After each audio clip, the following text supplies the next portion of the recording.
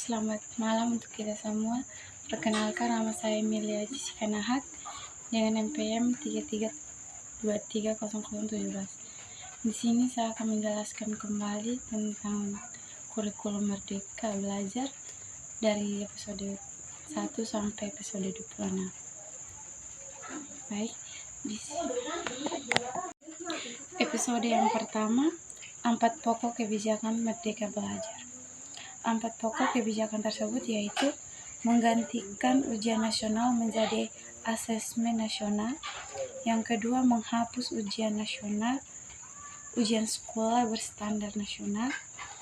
Yang ketiga, menyederhanakan rencana pelaksanaan pembelajaran. Yang keempat, menyesuaikan kuota jalur prestasi penerimaan peserta didik baru berbasis zonasi. Episode yang kedua, Kampus Merdeka. Yang pertama, memberikan kemudahan dalam pembukaan program studi baru. Yang kedua, penyederhanaan akreditasi perguruan tinggi, kemudahan untuk menjadi PTNBH, hak belajar 3 semester di luar program studi. Episode yang ketiga, perubahan mekanisme penyaluran dan penggunaan dana bantuan operasional sekolah atau BOS. Transfer dana BOS langsung ke rekening sekolah. Keleluasan bagi sekolah dalam menggunakan dana BOS. Peningkatan satuan biaya per siswa dalam dana BOS.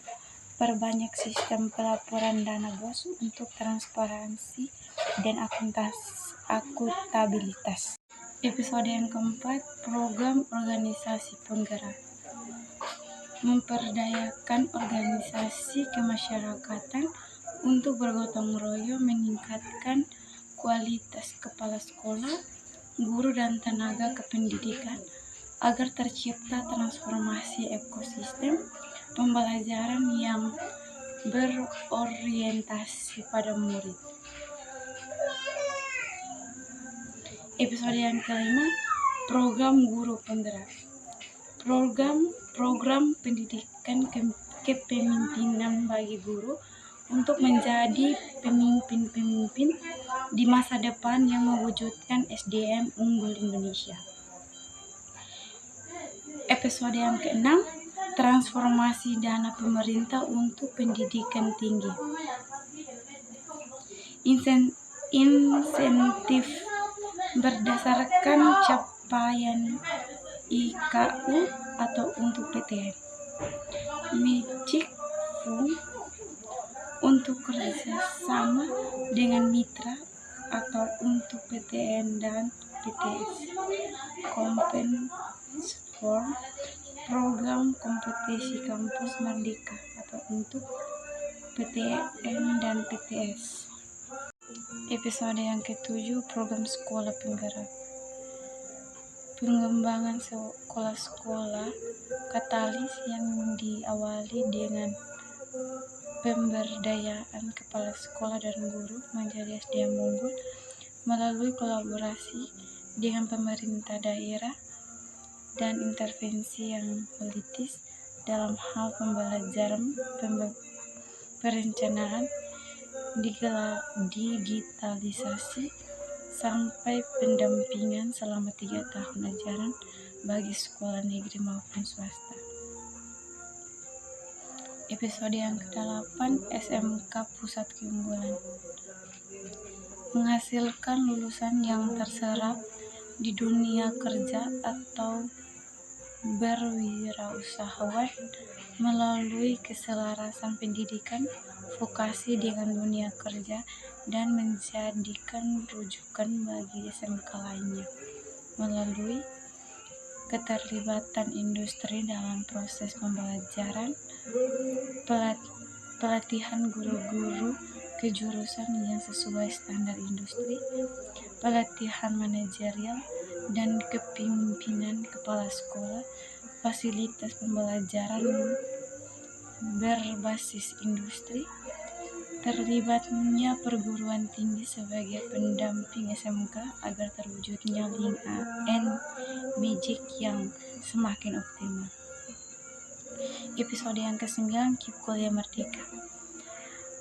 Memberikan kemerdekaan bagi murid dan keluarga miskin dan rentang agar dapat berkuliah pada program studi unggulan di perguruan tinggi terbaik, menaikkan alokasi biaya pendidikan yang dibayarkan kepada perguruan tinggi, meningkatkan bantuan biaya hidup untuk mendorong mobilitas sosial. Episode yang ke-10, perluasan program beasiswa Lembaga Pengelolaan Dana Pendidikan atau LPD. Beasiswa Kampus Merdeka, beasiswa bagi dosen, guru dan tenaga kependidikan, beasiswa program vokasi dan program prestasi, beasiswa kebudayaan. Episode yang ke-11, Kampus Merdeka Vokasi. Dana kompetitif kampus vokasi dengan program SMK D2 jalur cepat dan program peningkatan prodi D3 menjadi sarana terhadap D4, dana padanan kampus vokasi dengan program penguatan pusat unggulan teknologi atau PUT, hilirisasi produk rupa atau teknologi dan start up produk inovasi perguruan tinggi. Episode yang ke-12, Sekolah Aman Berbelanja Bersama Siplan. Tata kelola keuangan didokumentasikan secara elektronik untuk mendorong transparansi dan akuntabilitas. Efisiensi anggaran dengan tingkat harga keseluruhan cenderung lebih rendah dan opsi penyediaan yang lebih banyak atau beragam.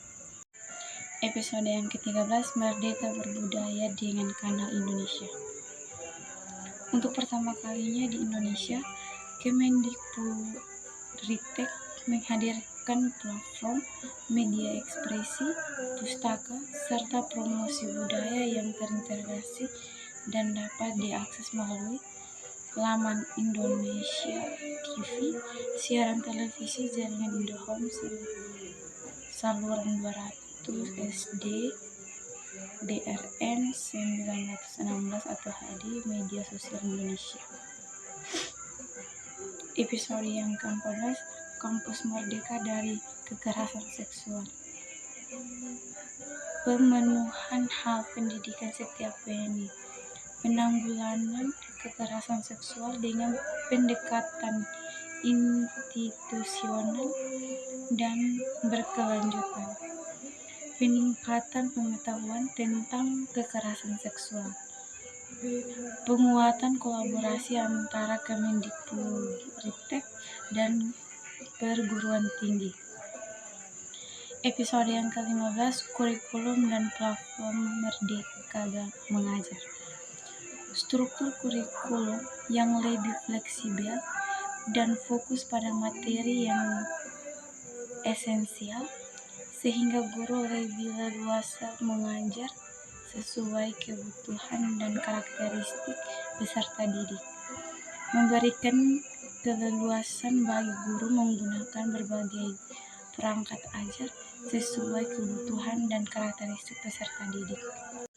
Episode yang ke-16, Percepatan dan Peningkatan Pendanaan PAUD dan Pendidikan Kesehatan. Penyaluran langsung ke rekening satuan pendidikan, fleksibilitas penggunaan bantuan, nilai satuan biaya yang disesuaikan dengan kondisi daerah, digitalisasi perencanaan dan pelaporan dana BOS melalui aplikasi tunggal Arkas. Episode yang ke-17, Revitalisasi Bahasa Daerah. Menjaga kelangsungan hidup bahasa daerah dan sastra daerah, menciptakan ruang kreativitas dan kemendekatan bagi para penutur bahasa daerah untuk mempertahankan bahasanya, menemukan fungsi dan ranah baru dari sebuah bahasa dan sastra daerah. Episode 18, Merdeka Berbudaya dengan Dana Indonesia. Dana Indonesia merupakan dana abdi kebudayaan yang digunakan untuk mendukung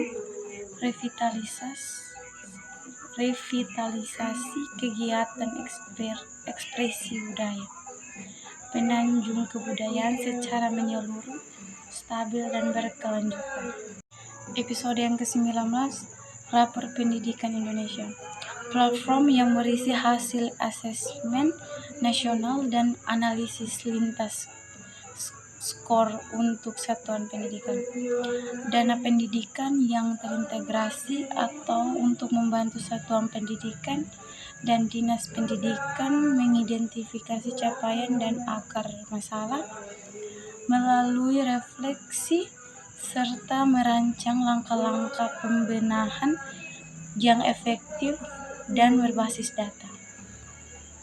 Episode yang ke-20, Praktisi mengajar. Praktisi mengajar bersama dosen membantu perencanaan bahasa ajaran dan melakukan evaluasi di mata kuliah yang sudah ada. Honor praktisi didana oleh Kemendikbudristek.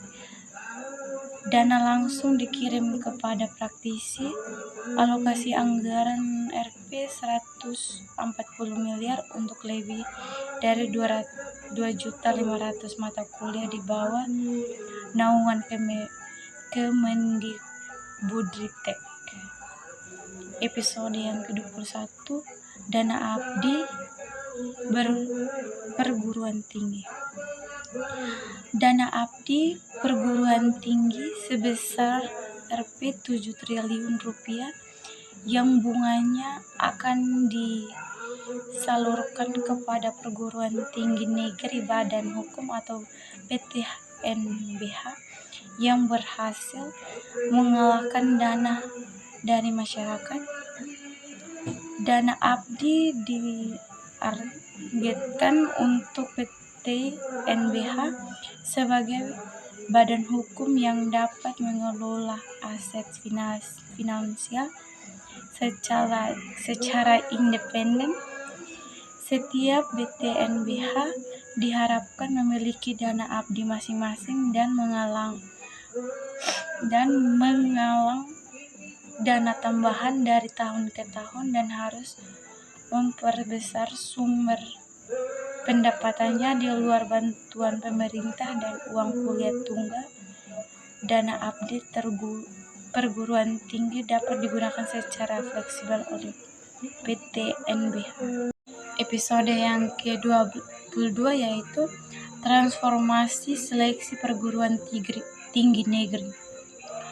Bertujuan untuk mendorong dan mengasah akal dan karakter swadaya yang lebih holistik dan memberikan kesempatan yang lebih adil bagi semua mahasiswa agar kompeten dalam seleksi perguruan tinggi negeri untuk mewujudkan pendidikan yang berkualitas bagi seluruh rakyat Indonesia.